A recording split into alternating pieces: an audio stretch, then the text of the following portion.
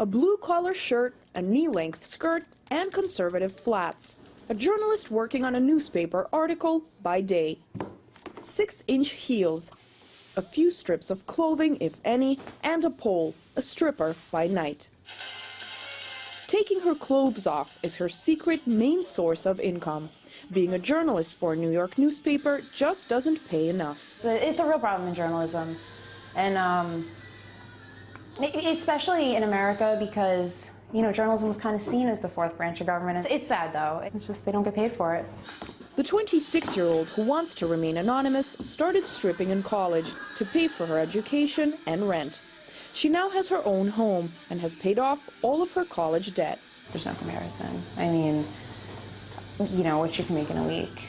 As a journalist, you can make in a night. We as journalists need to figure out how to capitalize on our minds in the same way. The exotic dancer says the only way to have complete job security in the U.S. these days is to strip, since demand is booming.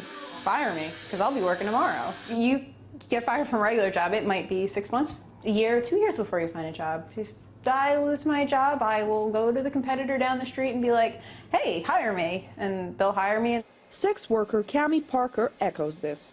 She used to study journalism at New York University. The chances of getting a job in that industry are slim to none, not to mention the fact that there's no money out there. I probably made more money now than most people ever make in their life.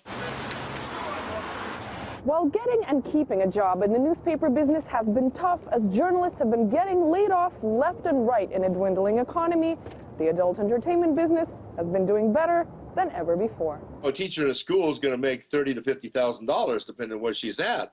And, you know, a stripper can make that in 3 months. A bunny can make that in 1 month. While most journalists would remain skeptical about taking on a sexier job to make an extra buck, I don't know if, you know, everyone's going to be a stripper, but I definitely do think that people will have to try to find other means of making a living, yes.